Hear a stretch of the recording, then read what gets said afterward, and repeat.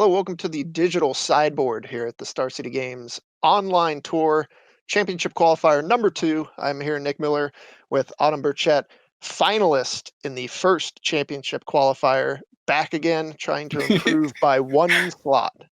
Mm-hmm. Need to make up for falling in the finals last time.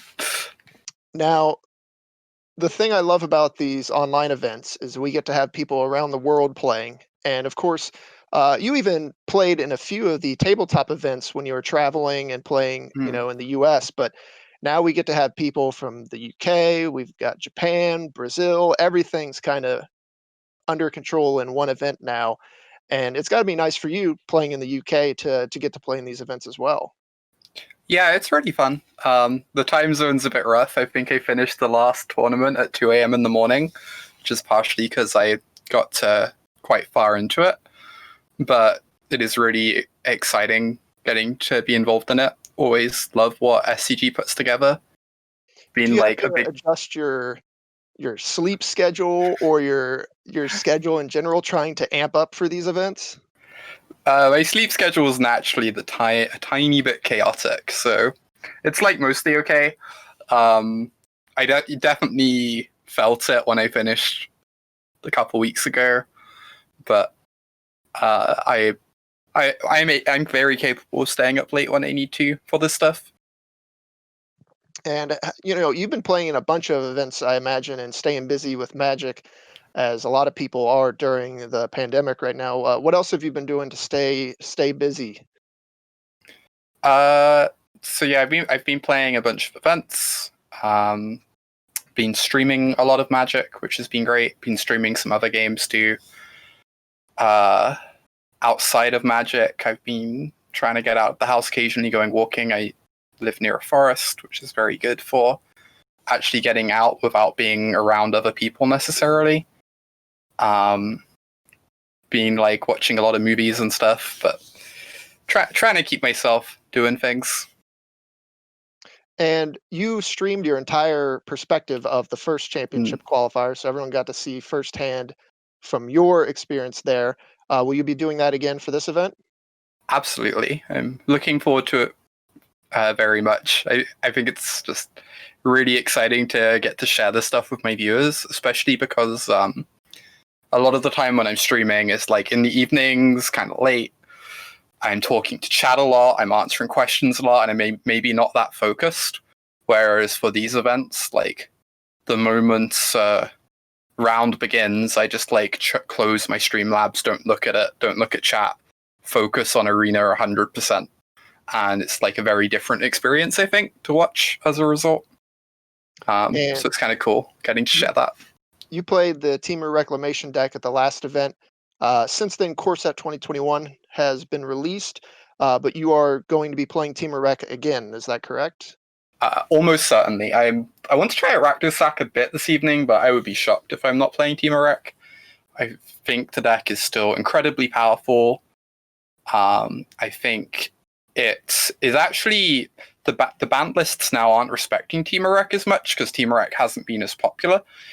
So that like helps a little bit because that was one of the only matchups I was really scared of before was a banned list that was trying to be like very hateful, and the lists at the moment just aren't being that hateful. So that helps. Right. The deck looks still very powerful, but Core Set 2021 has enabled a lot more decks to pop up and have some powerful cards. So while Temur Rec itself didn't get a ton of new cards, you're playing a few, I believe, and you can take us through that here in a moment. It's changing the meta to where decks have to respect other things and then kind of taking the foot off of pressuring Temur Rec, right?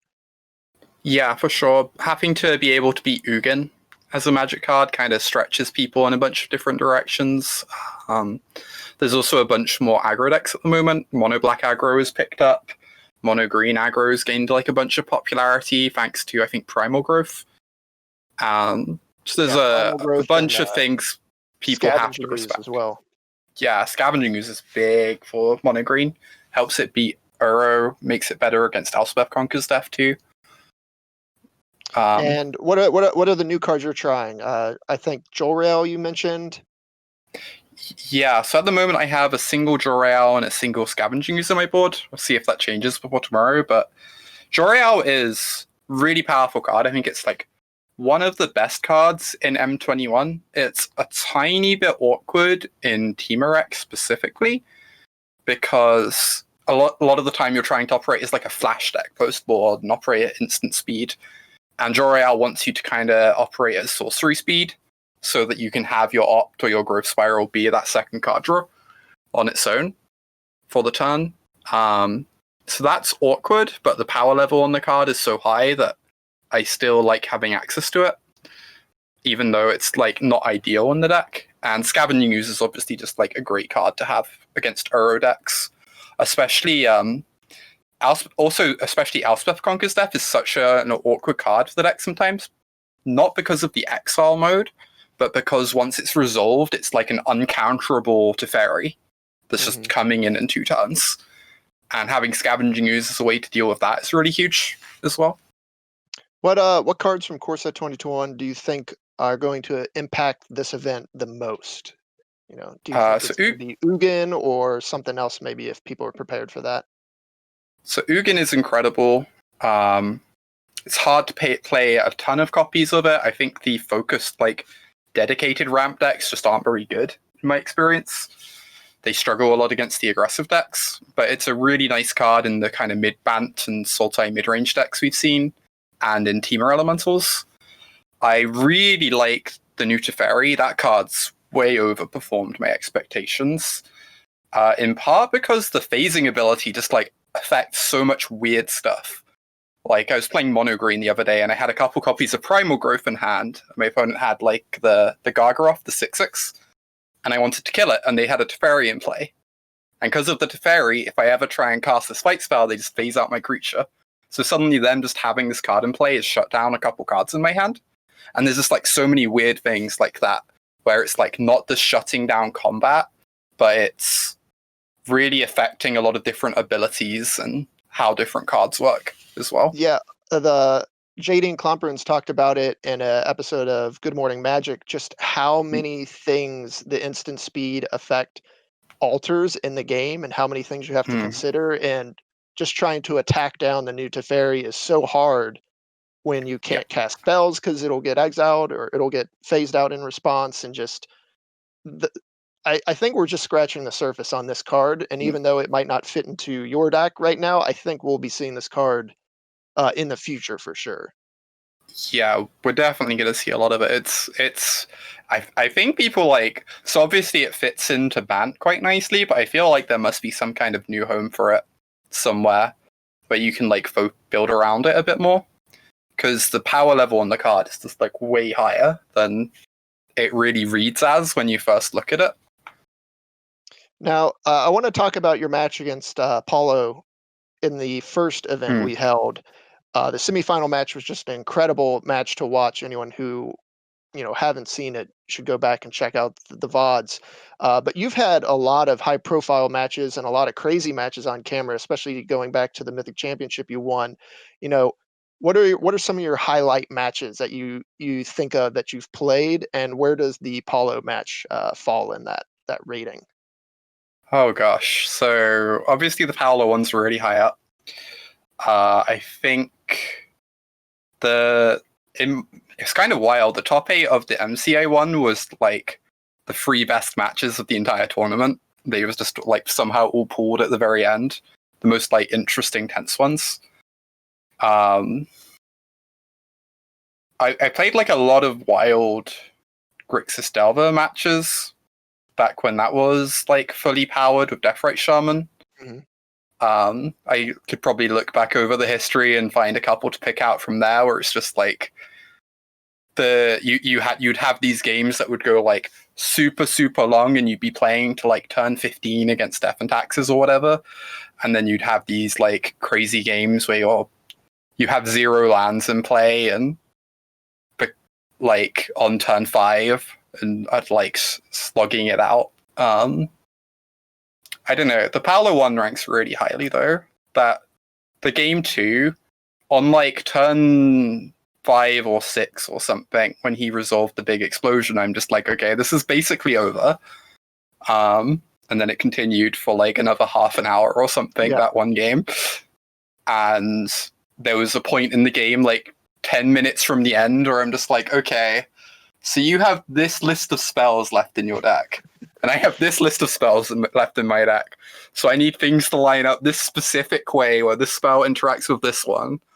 And like had to like plan out like 5 or 6 turns from the end that like, okay, I need you to not draw more than like one Ether Gust, and I need to have this negate line up with this spell of yours, and it's just so ridiculous. Like the extent to that game went to. It almost reminds me of those like you see in like Hearthstone, a lot of those like old school like control warrior games where you just like plan out how your 30 cards were lining up against their 30 cards like way in advance. It felt like that. It was an epic match, and having the deck lists and seeing all the hands in full, like we just got to see every little decision and everything unravel, and it was so great to watch. Kind of a highlight of that event for sure. Yeah, for sure. It was exhausting too. I got to the end of the second game. I was like, wow, there's another one of these. Yeah. Well, it was a great match, and obviously you took second place in the first event. We're going to see if you can kind of top that performance this weekend. Any expectations coming in to wrap up here? In terms of decks to do well, I think the Bant deck is just even better than it was before. I think that deck is excellent. I think the mono black deck might put up a good showing. That one's really impressed me. Demonic Embrace is just an incredible magic card in that deck. When you're putting it on a Regisaur or even a Knight of the Ebon Legion, giving it that 4th point of power is huge. So, all right. Well, those are the decks to watch. We wish you the best of luck today. We'll see if you can improve on the finish by one spot. So for Burchett, I'm Nick Miller. Stay tuned to Star City Games all weekend long for the action here online.